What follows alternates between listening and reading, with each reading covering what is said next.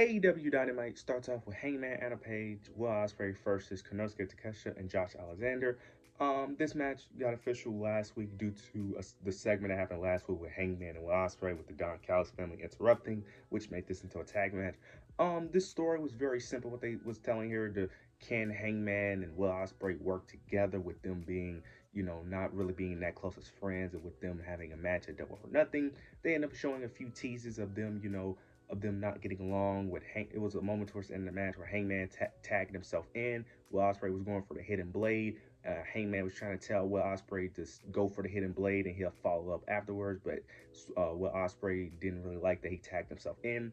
They ended up going back and forth, but then there was a moment where Hangman was going for the buckshot lariat, but he almost accidentally ends up hitting Will Ospreay. Then soon after, Will Ospreay tries to go for another hidden blade and almost hits Hangman Adam Page, but they still end up picking up the victory soon after, which I kind of didn't like, but to be fair, I didn't really care because Konosuke and Josh Alexander typically lose matches against people like Hangman and Will Ospreay anyway, and I knew they was going to win this match anyway, because typically when they do the whole can they coexist storyline, the team that's supposed to not be able to coexist always wins for whatever reason, from my memory. So I knew they was going to win anyway. But what happened after the match was the Don Callis family, they end up attacking Will Ospreay, Hangman Adam Page, but Will Ospreay ends up overcoming them and ends up taking out Konosuke and Josh Alexander. Then Hangman ends up coming from behind Will Ospreay.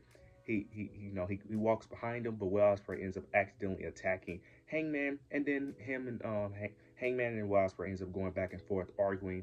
The referee had to break them up, and that's the end of the segment here. I like what they did here. It does build a bit more tension between the two, so I do like what they're doing here. I like how they're slowly building this up.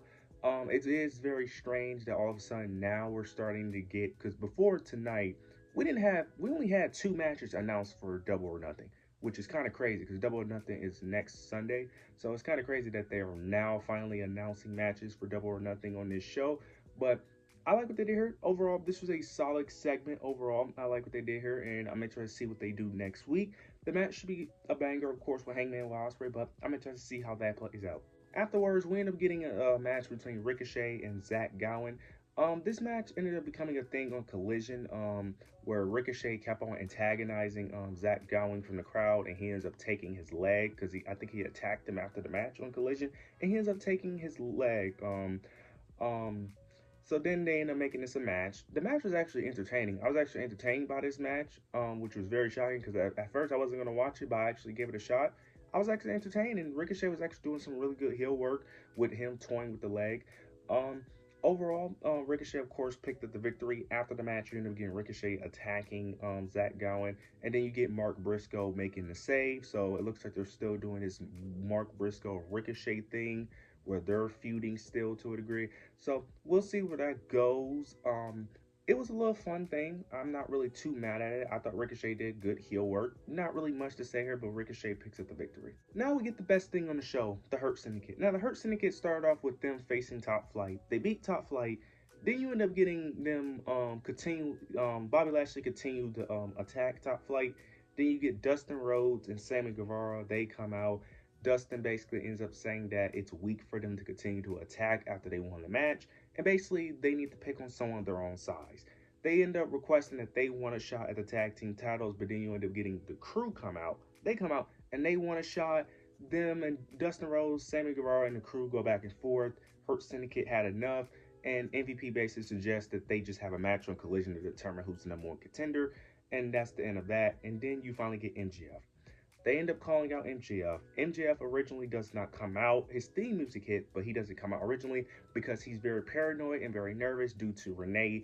They end up having a segment earlier, an interview segment, where Renee suggested that if he doesn't join the Hurt Syndicate and they declined him, is he afraid of them possibly attacking him? So he was trying to avoid the Hurt Syndicate, but he eventually does come out with Shelton pulling him. And they finally do the vote, and they finally get the 3 thumbs up with Bobby Lashley. They end up teasing it, though. They kind of teased him potentially getting attacked, which I actually did like, because as Bobby was toying with the idea of giving him a thumbs up, you got Shelton behind him, like posing like he's about to attack, which I thought was very cool. But Bobby gives him a thumbs up, and MJF is excited. He's running around the ring. He ends up jumping onto Bobby Lashley, hopping on him, which I thought was hilarious. This gave me like Sami Zayn and the Bloodline vibes to a degree. It kind of reminded me of that. MJF starts chanting "We hurt people" around the ring. It was a very fun thing. This was the best thing on the show. It's very hilarious. So MJF is finally officially in the group, but next week is the official contract signing. So we'll see how that goes, because it looks like there's going to be some issues there, because they end up having a segment backstage with him and MVP where MVP was a bit concerned, like, why does he, because MJF was saying that he was going to need a lawyer to look over the contract, but they end up making up, and MVP ends up seeming like he was understanding of it. So we'll see how that plays out, but I think there's going to be some shenanigans in the contract signing, which may end up making the whole, him joining the Hurt Syndicate may not happen, but we'll see how this plays out. But overall, this was the best thing on the show, and I really love what they did here. This was great. All right, we end up getting a 4-way eliminator matches. For whatever reason, Tony Khan loved his eliminator matches between Toni Storm, Sky Blue, Mina Shirakawa, and someone else. I think her name was Zumi. Okay, so I'm not even going to discuss why the eliminator match shouldn't have happened in any way, especially because all the other 3 women, I don't know what they did to become contenders for this AEW championship, but here we are. But Mina Shirakawa picks up the victory. Now, she ends up only picking up the victory only because they need a match for Toni Storm at Double or Nothing. That's really it, to be honest. And if that's the case, I don't know why you needed a eliminator match.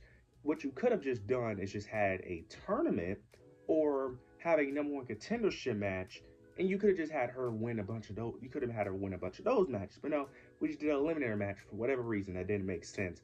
But she's the #1 contender. We know why this match is happening. It's to waste time for her to have a match at Double or Nothing, because they needed something for Toni Storm to do, even though, to be honest, you could have just left her off this card, because this card doesn't need Toni Storm. It doesn't really make sense. Because we all know she's not losing, or she's not going to have a real threat until July. So I don't even know why we're having this, but Mina Shirakawa gets an opportunity to face Toni Storm.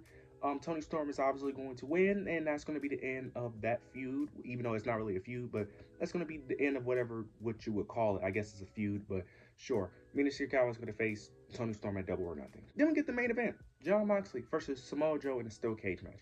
This match was pretty good. We end up getting interferences. The Death Riders tried to interfere, but Willow Nightingale and Powerhouse Hobbs ends up preventing them from entering the cage.